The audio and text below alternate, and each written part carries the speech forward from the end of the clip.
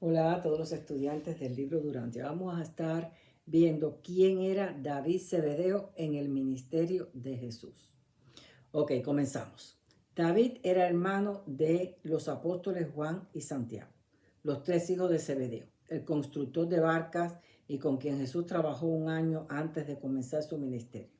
David, al igual que sus hermanos, eran pescadores. Estos tres hermanos y las cuatro hijas de Zebedeo querían a Jesús como si él fuera el hermano mayor. Durante la primera gira de los apóstoles, David se encargó de la ciudad de tiendas que levantaron allí y estuvo asistido por los gemelos Alfeos.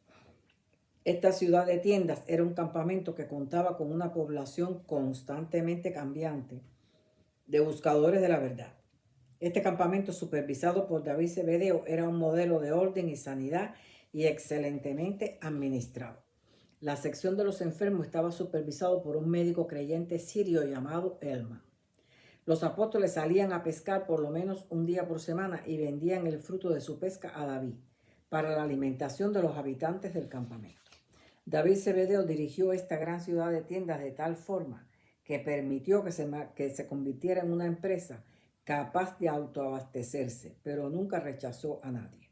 Este campamento en constante cambio, personas venían por una temporada y se iban, otras venían, y esa fue una característica indispensable para la escuela de instrucción de evangelistas de maestros. Así que todo ese lugar fue una escuela de instrucción para captar evangelistas. David, y estaba todo a cargo de Pedro. David, aunque a cargo de las tiendas y aunque no era apóstol, participaba en todas las enseñanzas del maestro y estuvo atento a todo lo que decía del futuro. Era un discípulo de Jesús. Era un joven con muchos deseos de trabajar para el ministerio. Puede que no haya sido elegido apóstol por su juventud, quizás era el más joven, no encontré su edad, pero puede ser que ya estaba provisto de un ajustador experienciado y quizás autoactuante, ¿ok?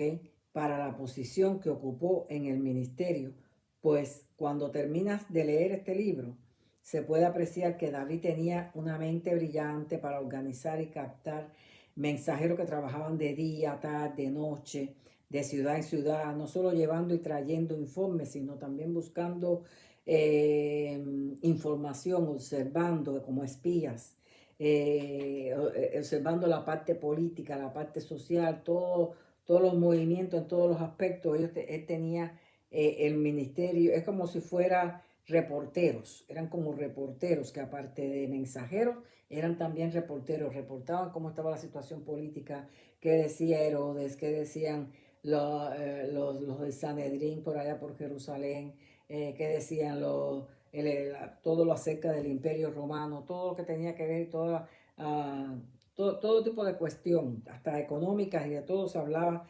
Ellos servían en todo eso y también de cómo iba el servicio, el ministerio del Evangelio avanzando. También cuántos se convertían, cuántos se bautizaban, todo eso ellos lo informaban. Eso eran informantes y mensajeros.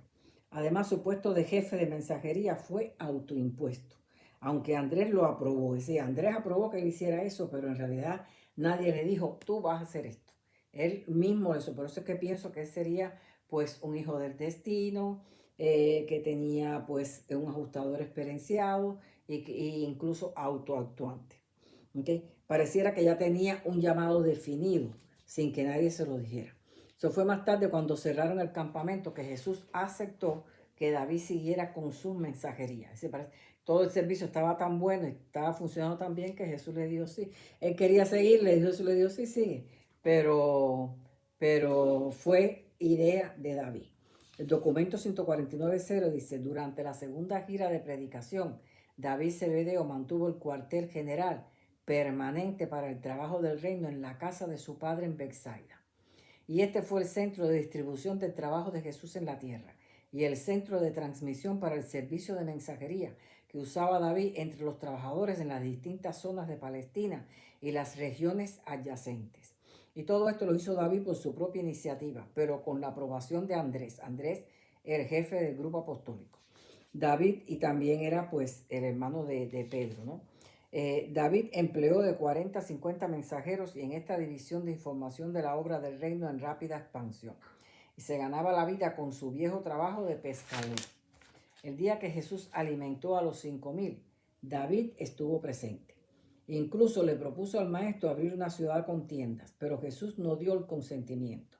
Quizás el maestro ya sabía que estas gentes buscaban milagros y luego de alimentarlos querrían nombrarlos rey y eso ocasionaría conflictos políticos. Y Jesús siempre evitaba todo conflicto político. Lo de él era solamente la parte religiosa. Felipe no estaba preparado con alimentos para tanta gente y David se preocupó. A lo que Felipe le dijo que olvidara todo plan de cobijar y de alimentar y que esperara la decisión del maestro. De regreso Jesús decretó una semana de descanso y salió a pescar con David en varias ocasiones. En los momentos que Jesús permaneció a solas con David, puso sus 2 o 3 mensajeros más confiables a que vigilaran.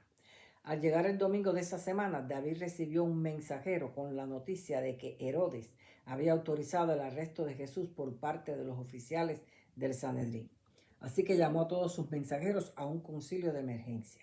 Jesús también ordenó a los 12 y a los evangelistas qué hacer durante este periodo de dispersión en Capernaum.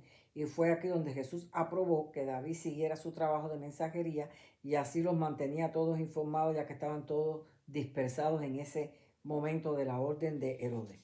David le dijo a Jesús: Maestro, sal y haz tu obra. No te dejes atrapar por los fanáticos y no dudes que los mensajeros estarán siempre a tu alcance. Mis hombres no te perderán de vista y por su intermedio estarás informado sobre el progreso del reino en otras regiones. Y por ello sabremos nosotros de ti. Y nada puede ocurrirme que interfiera este servicio, porque he nombrado líderes sustitutos en primero, segundo y aún tercer término. No soy instructor ni predicador, pero mi corazón me exige que haga esto y nadie podrá disuadirme. Entonces Jesús hizo un discurso de despedida y mientras concluía, llegó su familia, puesto que la cuñada de Judas les llevó la noticia de Herodes. Fue aquí donde Jesús dijo, cuando le comunicaron la noticia de que la madre y sus hermanos estaban ahí, que dijo: ¿Quién es mi madre y mis hermanos? El que haga la voluntad de mi Padre, ese es mi hermano y mi madre.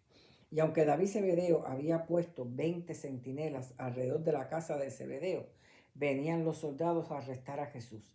Tuvo que irse sin despedirse de su familia, pero le dejó un mensaje a David para ellos. Diles que le agradezco su venida y que tenía la intención de verlos. Durante la última semana trágica del maestro, David estaba con sus tiendas en un punto cerca del parque Getsemaní. David estuvo en casa de Lázaro y pudo ver cómo los fariseos lo perseguían desde su resurrección y cómo tuvo que huir a Filadelfia, pues Jesús le dijo que no arriesgara su vida. El día de descanso esa semana llegaron los corredores a donde David Zebedeo, trayéndole mensaje de su madre en Betsaida, y David, sospechando que el maestro sería entregado, puesto que sus espías ya sabían lo que tramaba Judas, mandó un mensaje a su madre para que viniera y también trajera a la madre de Jesús, y así lo hizo. Esa noche de día de descanso, Jesús trató de levantar el ánimo de todos. Y al día siguiente David quiso decirle a Jesús lo que sabía del plan de Judas Iscariote, y Jesús le dijo: David, lo sé todo, y sé que tú lo sabes, pero asegúrate de no decírselo a ningún hombre. Solamente no dudes en tu corazón de que al fin triunfará la voluntad de Dios. Ese día, cuando llegó Judas e intentó quedarse con los que planificaban la cena de Pascua esa noche, David lo llamó aparte con el pretexto de ciertas transacciones monetarias y solicitarle algún dinero. A lo que Judas, queriendo ya deshacerse de la bolsa, le dijo: Sí, David, pienso que sería sensato, y viendo lo difícil que se han puesto las cosas en Jerusalén, que mejor te diera a ti todo el dinero. Hay un complot contra el maestro, y en caso de que me sucediera algo, no quedaríais desamparado. Y así David recibió la bolsa y los recibos del dinero en depósito. Jesús se despidió la noche de la última cena de todos sus apóstoles, y estando solo en Getsemaní en espera del que lo traicionaba, David, preparándose para ocupar su tarea autoimpuesta de centinela esa noche en el parque, le dijo a Jesús: Maestro, he conocido gran felicidad al servir contigo. Mis hermanos son tus apóstoles, pero yo me he regocijado en las cosas menores que se debían hacer, y te echaré de menos con todo mi corazón cuando tú te hayas ido. Entonces Jesús le dijo: David, hijo mío, otros han hecho lo que se le indicó que hicieran, pero este servicio tú lo has hecho de tu propio corazón y conozco tu devoción. Tú también algún día servirás conmigo en el reino eterno. Poco después de que Jesús fuera apresado, los discípulos dispersados, David supuso que los enemigos regresarían en busca del resto. Así que quitó 5 o 6 tiendas de la parte más alta de la hondonada, junto al sitio donde el maestro se retiraba a orar y adorar. Y al poco rato de David haber abandonado el lugar, llegaron los guardias del templo y no encontraron a nadie, pero incendiaron las tiendas que quedaban. El Sanedrín quedó satisfecho pensando que habían huido por miedo. Cuando Jesús fue entregado a los romanos para ser crucificado, los mensajeros de David llegaron a él en el lugar que habían acordado, e inmediatamente David les envió a Betsaida, Pella, Filadelfia, Sidón, Siquén, Hebrón, Damasco y Alejandría, con la noticia de que Jesús estaba a punto de ser crucificado. Horas antes Jesús había enviado el mejor de los mensajeros de David a ver a Abner y recibir un mensaje directo de Jesús acerca de lo que acontecería. A partir del momento en que iban a crucificar a Jesús, David envió mensajeros aproximadamente cada media hora con informe para los apóstoles, también a los griegos y la familia terrenal de Jesús que estaba reunida en la casa de Lázaro en Betania. Cuando los mensajeros partieron con la noticia de que Jesús había sido sepultado, David despidió a su cuerpo de corredores para la celebración de Pascua el sábado de reposo, pero con instrucciones de verse en secreto el domingo en la mañana en la casa de Nicodemo, lugar donde estaban escondidos también Andrés y Pedro. David fue el único de los principales discípulos que se tomó en serio y literalmente la declaración del maestro de que moriría y resucitaría al tercer día.